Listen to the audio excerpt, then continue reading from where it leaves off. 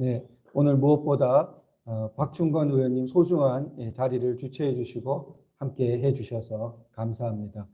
과방위 간사를 맡고 계신 최형두 의원님 바쁜 시간에도 귀한 말씀 오늘 오셔서 직접 해주신 거 감사드립니다. 또 우리 나경원 전 대표님, 조정훈 의원님, 또 김기현 전 대표님 귀한 축사 말씀으로 이 주제에 대해서 함께 힘을 보태 주셔서 너무나 감사드립니다. 무엇보다 오늘 휴일이고 게다가 시작 시간은 9시고 게다가 또 서울에 마라톤이 있어서 교통은 최악이었는데도 불구하고 이 자리까지 직접 왕림해 주셔서 이 세미나 함께 해주신 우리 자리에 계신 모든 분들께 깊은 감사의 말씀 드립니다.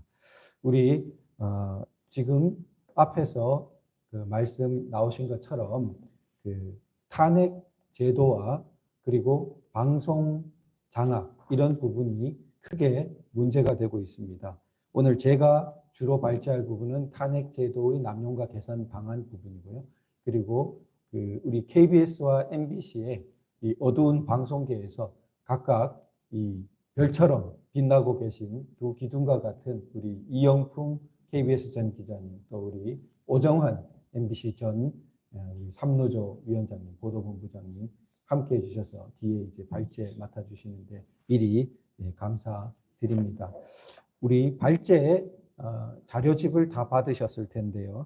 거기 25페이지 한번 봐주시면 감사하겠습니다. 25페이지 봐주시면 표가 나와 있습니다. 그래서 현 정부 취임 이후 탄핵 발의 내역이 나와 있는데요. 17건 이렇게 표로 정리되어 있습니다. 아까 말씀 나오신 것처럼 22대 국회 이전에 우리나라 76년 헌정사에서 약 20건 정도밖에 한 국회당 하나 정도밖에 탄핵이 발의되지 않았던 것이 지금 불과 2년 사이에 17건, 우리 헌정사 전체 탄핵 발의 수의 44.7%, 그러니까 약 절반이 이 2년 사이에 벌어진 것입니다. 숫자상만 보더라도 얼마나 비정상적인지 우리가 확인할 수 있습니다. 여기 17건 내용을 보시면요. 안건에서 검사에 대한 탄핵이 또한 절반 차지하고 있습니다. 이 검사는 기존에 있었던 탄핵은 검찰총장에 대한 탄핵이 몇 건 발의가 된 적이 있었는데 지금 이 검사에 대한 탄핵은 자세히 살펴보겠지만 이재명 당대표의 수사검사를 거의 대부분이 그 수사검사입니다. 한번 그 대표적으로 보시면요. 그 이정섭 검사는 2번이나 탄핵이 발의됐습니다. 이정섭 검사는 대표적으로 지금 자신들이 약점이라고 생각하는 대북 송금 수사를 총괄했던 검사입니다. 2번이나 발의했죠. 자, 그리고 최근 들어서 7월 2일 날 한꺼번에 4명을 아주 후한무치하게 그 탄핵 발의를 했는데 강백신, 김영철, 박상용, 엄희준 모두 이재명 대표 수사에 그 관계된 검사분들입니다. 그 강백신 검사 경우에는 우리 대선 개입, 여론 조작 부분에 이 수사를 의혹 수사를 맡았고요. 엄희준 검사 경우에는 백현동 위증 교사 수사를 맡았고 박상용 검사 경우에는 이화영 그 사건 대북 송금과도 관련되고 관련 검사입니다. 이렇게 야당 당대표의 그 형사사건 수사에 관계된 검사를 무차별하게 이렇게 무자비하게 탄핵 발의로 직무를 정지시키고 거의 보복성으로 이렇게 하고 있는 것이죠. 자, 그리고 검사 외에 행안부 장관이 있었고 그 다음에 보시면은 방통위원장이 그 다음은 또 약 3분의 1 다입니다. 이동관 방통위원장은 3번이나 이렇게 발의를 해서 결국 그 물러나게 했죠. 그리고 그 다음 힘겹게 청문회도 얼마나 힘들고 그 후보 올릴 때마다 얼마나 힘듭니까? 그랬더니 김홍일 방통위원장 또 탄핵 위협으로 이렇게 물러나게 했죠. 그리고 갖은 그 수모를 주면서 이 거의 고문성 청문회를 해가지고 이진숙 방통위원장 아까 말씀 나온 것처럼 직무를 개시한 지 하루 만에 발의를 하고 이틀 만에 의결을 해버렸습니다. 참 야만적이라고밖에 말할 수 없는데요. 이동관 방통위원장 보시면은 28일 날 발의된 게 있고 철회하고 29일 날 또 발의했다가 뒤에 결국 물러나서 폐기했는데 이게 하루 만에 왜 또 발의했냐? 이게 기억하시는 분 계시겠지만 그날 손중성 검사에 대한 탄핵 발의와 함께 28일 날 발의했는데 소위 복사해서 따붙이기를 해가지고 그 이동관 방통위원장 이 발의 안에 그 위에 부분이 검사 탄핵 발의하는 내용이 붙어 있었던 겁니다. 그래서 이게 형식적으로 지금 문서가 성립이 안 되지 않습니까? 그래서 스스로 철회하고 다음날 다시 발의한 거예요. 이런 우리 문명국 시민으로서 비참함을 느끼는, 참담함을 느끼는 사태까지 있는 것입니다. 그래서 대표적으로 보면 그 이재명 당대표 방탄을 위한 이런 헌정 파괴적인 탄핵과 그리고 그 방송 정상화를 가로막는 그러한 방통위원장에 대한 필사적인 이런 탄핵 발의가 주된 부분이 있다는 것을 우리가 살펴볼 수 있겠습니다. 그리고 이렇게 탄핵이 남용되는 것은 17페이지 한번 봐주시면요. 이 국회법에 상당히 좀 우리 고려해 봐야 될 점이 있습니다. 재고해 봐야 될 점이. 어떤 좋은 제도도 혹은 좋은 것도 남용되면은 좋은 게 될 수 없죠. 우리 음식이 좋은 것이지만 사람을 살리는 것이지만 음식도 남용되면 비만이나 여러 가지 성인병이 되지 않습니까? 마찬가지로 탄핵 제도 자체는 헌법 수호를 위한 제도로 고안되고 도입된 것이지만 이걸 남용할 때는 뭐 이루 말할 수 없는 헌법 파괴적인 해악이 오겠죠. 그런데 국회법의 17페이지 표에 보시면은 제130조 1항에 보면요. 법제사법위원회에 회부하여 조사하게 할 수 있다. 이렇게 해서 의무가 아니게 되어 있습니다.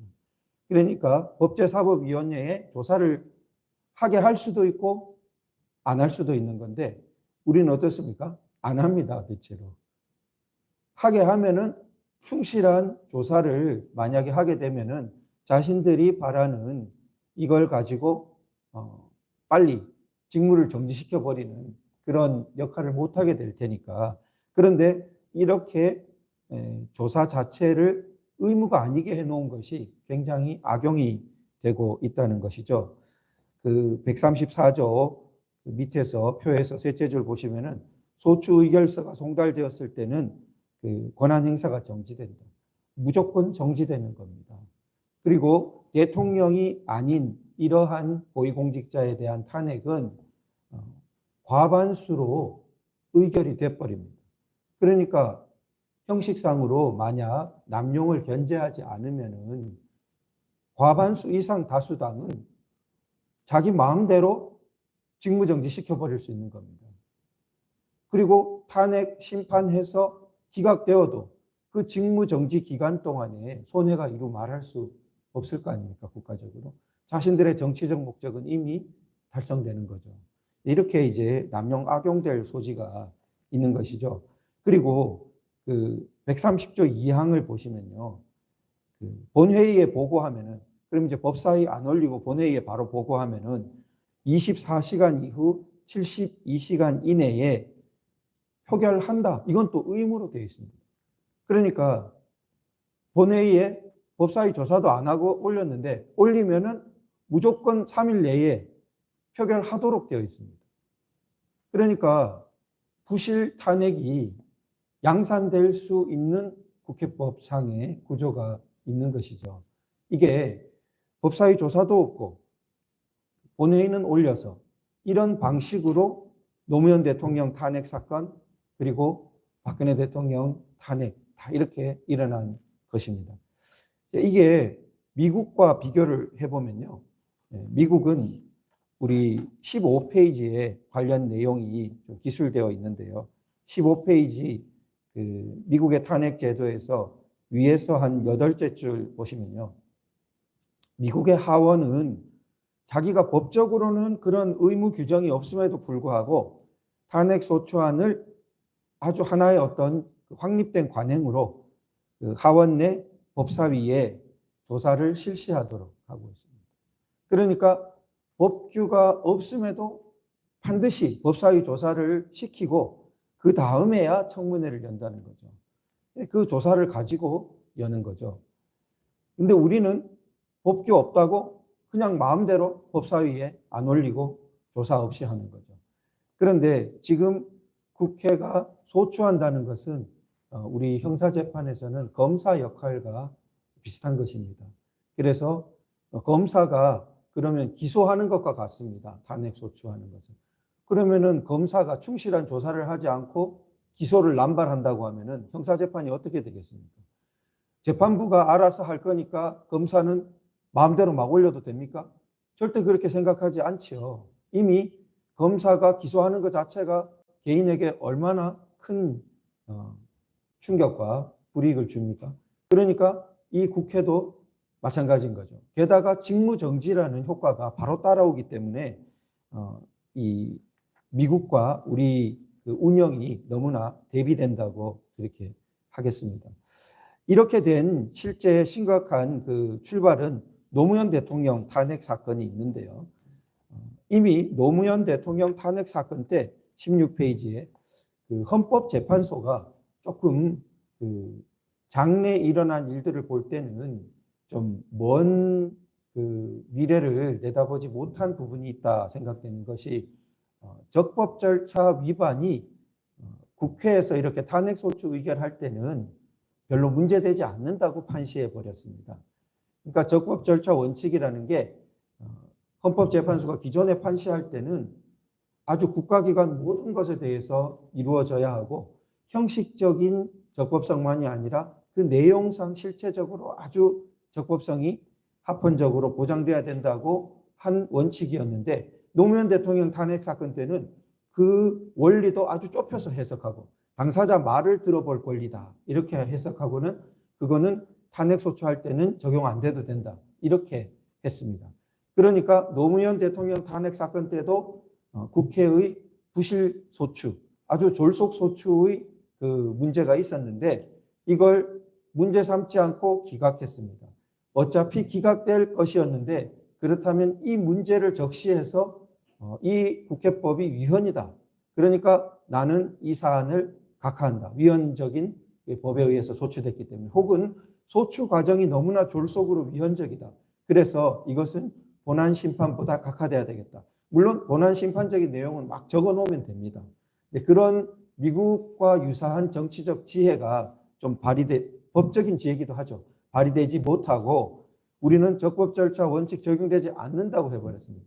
그러니까 그 다음에는 국회의 졸속 탄핵, 적법 절차 무시적인 남용의 문이 활짝 열려버린 것입니다. 그래서 박근혜 대통령 탄핵도 그렇게 열려버리고 그리고 지금 민주당의 이 탄핵 남발 사태가 예고되었다고 볼 수 있겠죠. 그래서 이런 부분이 이제 우리 실천적으로는 마지막으로 23페이지에서 국회법 개정이 좀 꼭 필요하다. 제도 개선이 필요하다. 이런 의견들이 좀 활발하게 나와야 되지 않나 생각됩니다. 조정훈 의원께서도 적극적으로 이제 말씀해 주시고 하셨는데 국회 차원에서 논의가 꼭 필요한 것 같습니다. 그러니까 아까 전에 지적된 것처럼 법사위 조사를 재량이 아니라 의무로 하고 그 다음에 최소한의 조사 기간을 명시해 가지고 소추 전에 충실한 조사가 이루어지도록 좀 강제를 해야겠죠. 그러나 아주 급박할 수도 있으니까 예외는 두되 그 예외 적용 범위는 엄격하게 법에 명시를 해야겠죠. 구체화해서. 그렇게 해야 되지 않나. 그리고 72시간 내에 사흘 만에 의결하도록 강제하도록 하고 있는 그런 조항은 완전히 이게 졸속 탄핵 5판을 졸속 소추를 불러오는 조항이기 때문에 반드시 개선이 필요하다. 그렇게 생각됩니다. 네, 제가 오늘 발표할 내용이 이제 얼개가 이 부분이었고요. 그래서 우리 탄핵 제도의 남용과 국회법의 개선 부분을 반드시 좀 국민들의 공론에 의해 가지고 잘 개선될 수 있도록 우리가 뜻을 함께 모았으면 좋겠습니다. 함께 해주셔서 감사합니다.